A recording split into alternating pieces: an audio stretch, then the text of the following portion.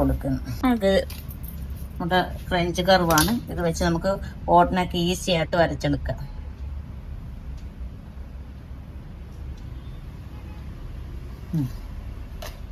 ഇനി ഇവിടെ കൈക്കുഴികൾ നമ്മൾ മാർക്ക് ചെയ്യുന്നു.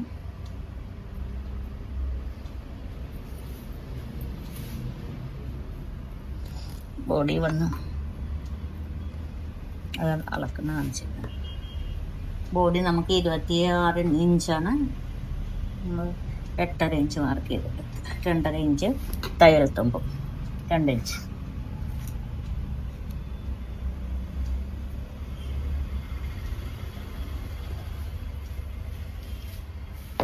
ഇനി നോക്കിയോ, ഇതാണ് എല്ലാവർക്കും സംശയമുള്ളത്. ഇവിടെ നമ്മൾ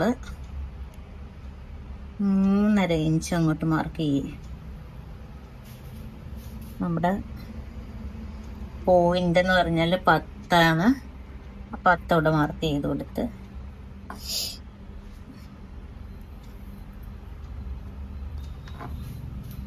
ഇവിടെ നമ്മൾ 3.5 ഇഞ്ച് ആ 10ന്റെ നേരെ എടുത്ത് കൊടുക്കുക.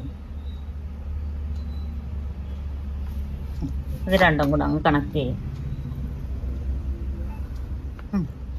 ഇനി ഇവിടെ നമുക്ക് 1.5 തൊട്ട് 2 ഇഞ്ച് വരെ എടുക്കാം. ഞാനിപ്പോഴും 1.5 ഇഞ്ച് എടുക്കുകയാണ്. ഇനി ഇവിടെ നോക്കിക്കോളൂ, ഇവിടുന്ന് എപ്പോഴും 1 ഇഞ്ച് മാറി വേണം നമ്മൾ കട്ടിങ് കൊടുക്കാനായിട്ട്. ഇങ്ങനെ അങ്ങോട്ട് കൊടുത്ത് ഇതിലോട്ട് കൊണ്ടുവന്ന് കൊടുത്ത്